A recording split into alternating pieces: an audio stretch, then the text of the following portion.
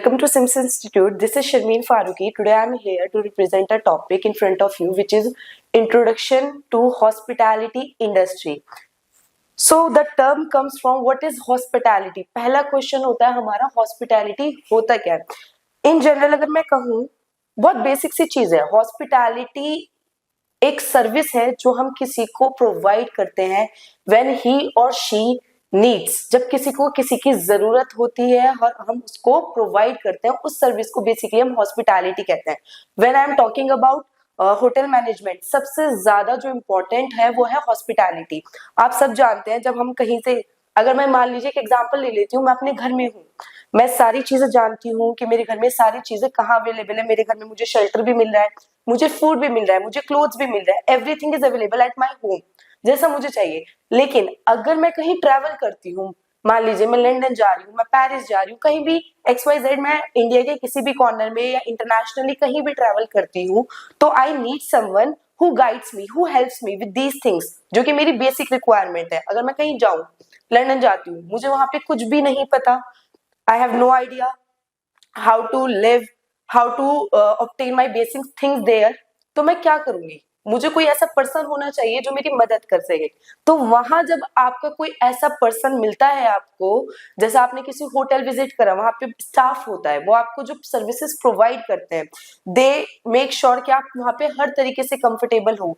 वो आपको रहने के लिए शेल्टर देते हैं, फूड देते हैं, आपकी बेसिक रिक्वायरमेंट्स, लॉन्ड्री, आपका ट्रैवलिंग, इन सभी चीजों का ध्यान रखते हैं. तो उसको हम कहते हैं हॉस्पिटैलिटी, और वो बहुत जरूरी होती है. अगर मान लीजिए हॉस्पिटैलिटी होती ही नहीं तो क्या होता? तो मतलब कोई किसी की हेल्प ही नहीं करता. तो बेसिकली हॉस्पिटैलिटी को रिलेट किया जाए तो वो एक हेल्प है जो हम किसी को in terms of need provide करते हैं. अब हॉस्पिटैलिटी आई कहाँ से? अगर मैं इसके ओरिजिन और ग्रोथ की बात करूं, तो ये आज के टाइम में तो बहुत, हम लोग बहुत आसान समझते हैं कि हम लोग फोन लिया और हमने फटाफट प्री रजिस्ट्रेशन बुक करा और हम कहीं भी इजीली ट्रैवल कर देते हैं, हमें रूम्स मिल जाते हैं, होटल्स अच्छे अवेलेबल हो जाते हैं, फूड मिल जाता है.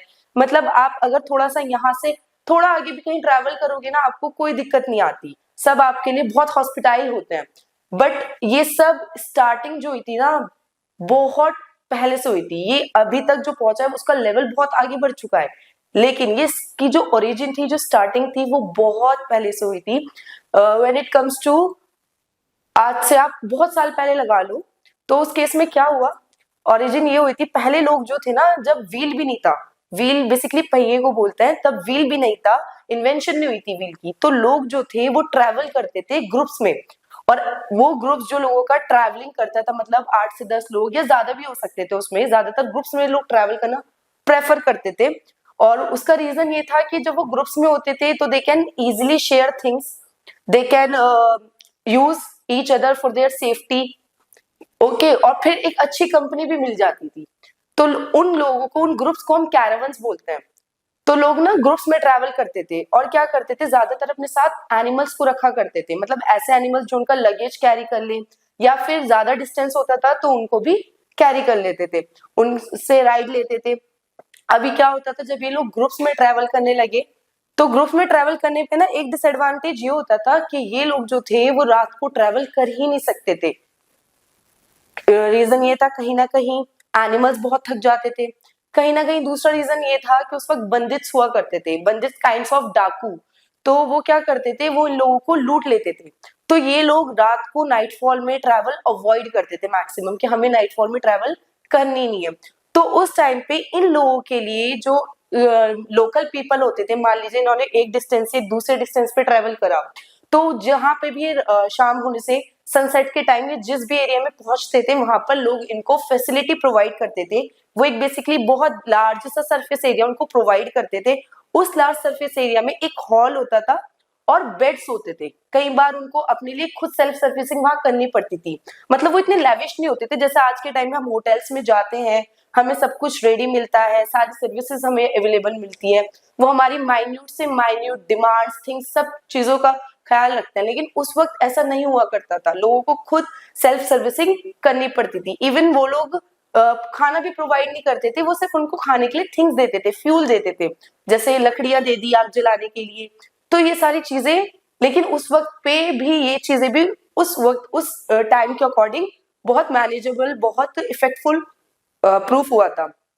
अब क्या हुआ, जब धीरे धीरे ग्रोथ की तरफ हम बढ़े तो हॉस्पिटैलिटी ने भी कदम आगे रखा और इसमें सबसे ज्यादा हेल्प करी आपकी टूरिज्म इंडस्ट्री ने। कहीं ना कहीं हॉस्पिटैलिटी और टूरिज्म दोनों एक दूसरे से लिंक्ड है।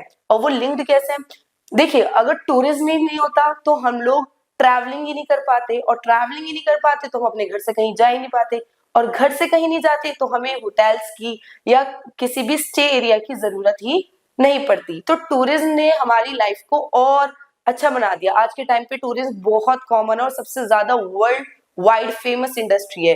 रीजन ये है कि लोग ट्रैवलिंग करते हैं और उनके रीजंस भी अलग अलग होते हैं, कभी एडवेंचर के लिए, कभी प्लेजर के लिए, कभी वेकेशंस। आजकल बच्चे अपने हैक्टिक शेड्यूल्स में इतना बिजी रहते हैं तो पेरेंट्स भी चाहते हैं थोड़ा रिफ्रेशमेंट हो जाए।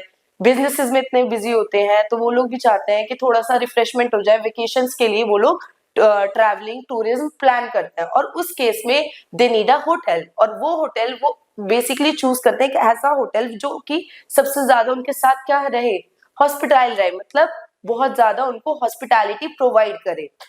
तो हॉस्पिटैलिटी आपकी बेसिकली, अगर मैं बहुत छोटे वर्ड्स में कहूँ तो एक सर्विस है जो आप किसी को प्रोवाइड कर रहे हैं जो जब किसी को जरूरत है। और हॉस्पिटैलिटी ने जब ग्रोथ की तो धीरे धीरे धीरे धीरे बढ़ते बढ़ते बढ़ते आज इस लेवल पर आ गई कि आज के टाइम पे अगर हॉस्पिटैलिटी मैं बोलूं कि होगी नहीं तो हम लोग सॉरी टू से कहीं भी कुछ नहीं कर पाएंगे। Thank you for watching my video. हम लोग आगे भी कोशिश करेंगे कि आप लोगों को इससे रिलेटेड और अच्छे कंटेंट में और अच्छी वीडियोस मिले। तो if you like the video please subscribe our channel.